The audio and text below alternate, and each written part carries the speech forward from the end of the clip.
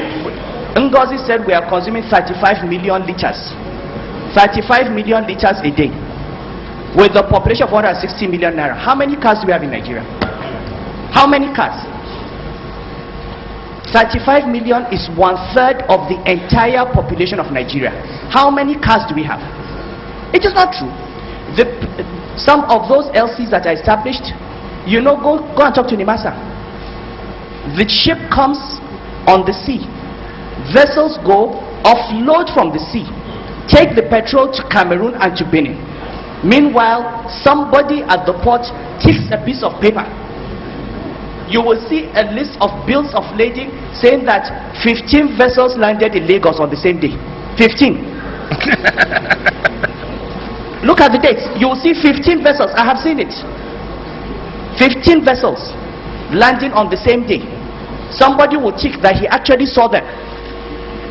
Those are the documents that are presented. And why would it not happen? You have created an opportunity for rent seeking. The difference between 65 and 140 is so huge. 1 trillion naira is enough to bribe anybody to sign anything.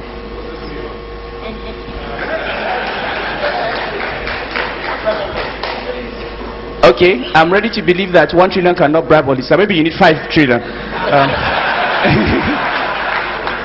But the point I'm making is that we talk about corruption. But corruption thrives on opportunities that we create for people to be corrupt. And you need to shut off those opportunities. If you say you have a subsidy, and if the poor people of Nigeria are not buying fuel at 65 naira per liter, then it is not a subsidy, it is rent.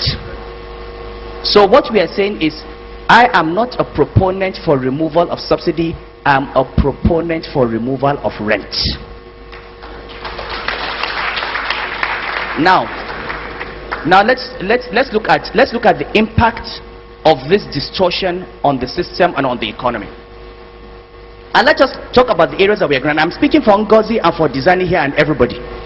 Let us talk about the things we all agree on. We all agree that there is corruption in government and that it needs to be addressed. We all agree that there is waste in government and we need to cut off on expenditure that is not reasonable. Okay?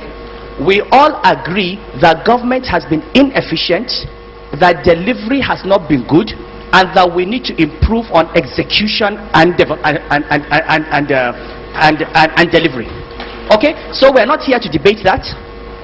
And as Nigerians in the public and private sector, we are all responsible. I go to private sector meetings and they say government is so corrupt. I say, how many of you can swear that in your life you have not offered a government officer bribe? How many? Because corruption is the private sector that bribes public officers. So we all have to stop.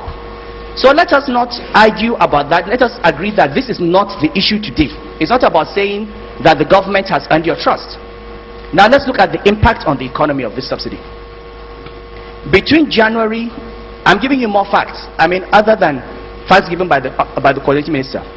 Between January and November, the total amount of foreign exchange we sold to petroleum marketers at WDAS and Interbank was in excess of $8 billion.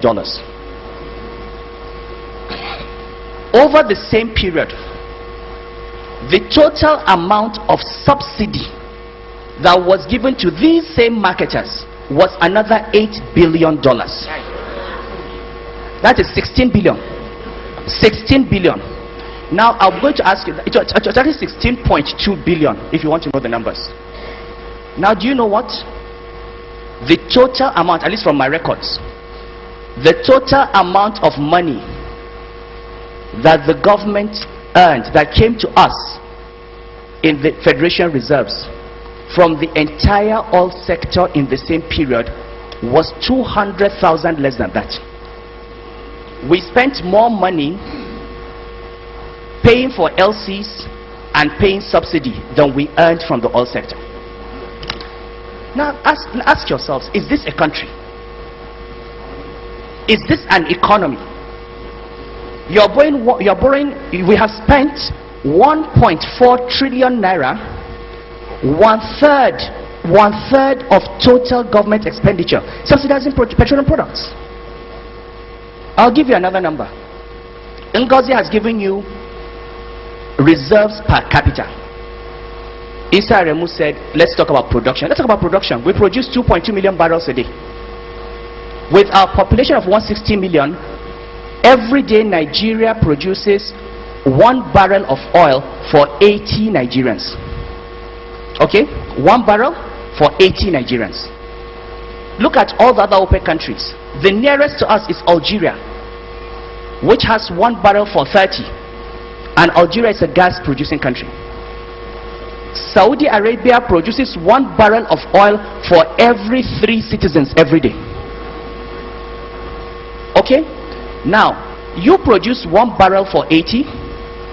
Your share of revenue of that barrel is maybe 50%. So you can, for effectively say it's 1 barrel for 160 Nigerians. They need power. They need infrastructure.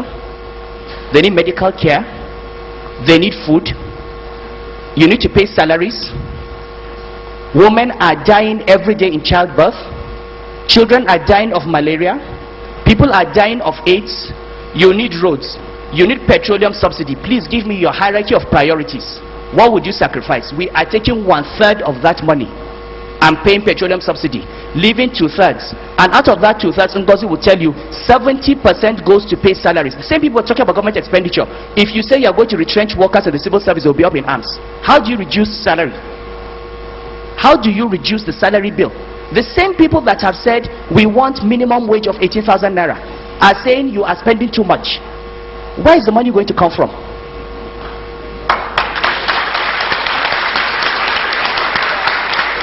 To pay those salaries, to maintain those civil servants, to provide health care, you need to free up resources. I mean, this is what economics is about. Now, to come and tell me that there's going to be hardship and difficulty is not an economic argument. The economic argument is to say, this is the cost of removing subsidy. What is the cost of not removing it? And let me tell you something. This government can continue paying this subsidy to 2015. It will not come down. But the next government will be saddled with a debt burden that it cannot maintain. And the Greece situation would be nothing compared to where we are. So, to think that, these decisions are not easy. Europe today is facing a crisis. In 2008, the price of oil crashed from $147 a barrel to $40. Up to the week to $37. Up till 2 weeks, 3 weeks before then, I was in Washington in the World Bank meeting. They had different models and projections. Oil price will never fall below $85 a barrel. It came to 37.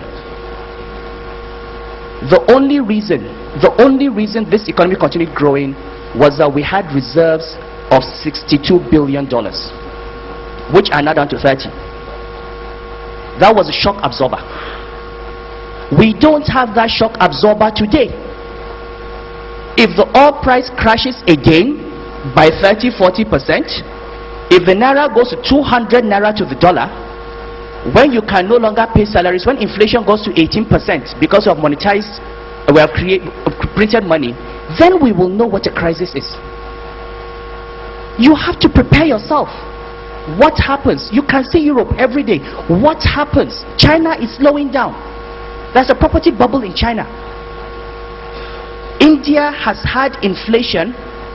The Reserve Bank has increased rates 12 times. Inflation has not come down.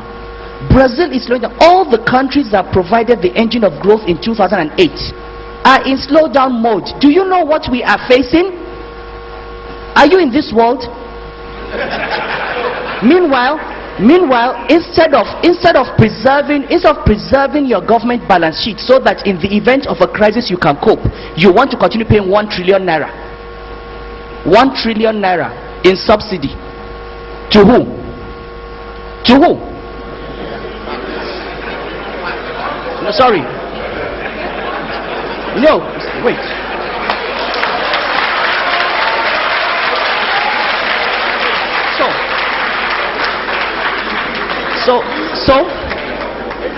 So fine. So we talk about costs, and I would be the last person.